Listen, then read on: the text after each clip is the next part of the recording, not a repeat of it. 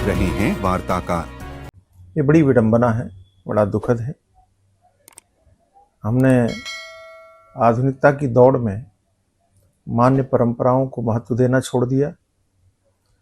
समिति की बहुत बड़ी भूल है कि उनको ये ध्यान रखना चाहिए था कि ग्रहण काल आने वाला है, सूतक लगने वाला है, उससे पहले पहले अपनी परंपराओं का पालन कर लेना चाहिए, विधि पूर्वक विसर्जन किया जाना चाहिए था।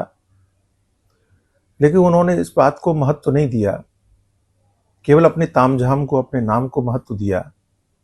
ये पीड़ादायक, और ये पीड़ादायक इसलिए है, मैं समिति का दोष इसलिए नहीं देता हूं क्योंकि वो शास्त्रीय विधि विधान से परिचित नहीं है, नहीं जानते हैं कि इस विषय में शास्त्रों का क्या निर्देश है।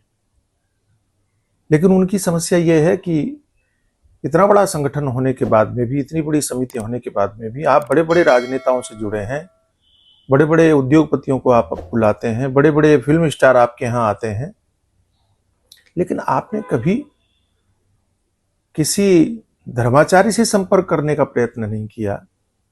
किसी धर्माचार्य से आपने जुड़ने के लिए कोई भी प्रयास नहीं किया कि जो आपको वास्तव में धर्म के विषय में मार्गदर्शन दे सकें, धर्म के विषय में आपको सूचित कर सकें कि क्या विधि परंपराओं के अनुसार क्या करना चाहिए।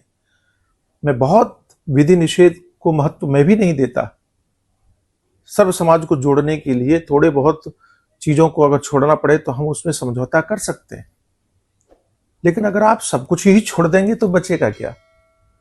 सदैव स्मरण रखना चाहिए कि सनातन छूटे नहीं।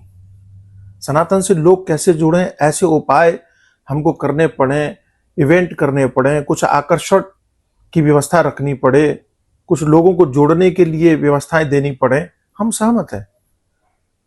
लेकिन लोगों के जोड़ने के लिए आप इतने अंधे भी ना हो जाए कि सनातन की मूल परंपरा ही छूट जाए, सनातन ही छूट जाए। ये हमको ध्यान रखना पड़ेगा। लोग मजाक उड़ाते हैं हमारे धर्म का, हम ऐसा कार्य न करें। सावधानी रखने की आवश्यकता है।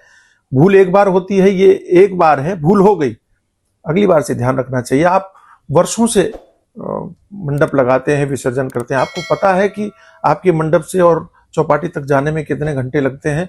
उसके अनुसार आपको निर्णय करना चाहिए था कि आपको कब निकलना है और कब वहां विसर्जन करना है।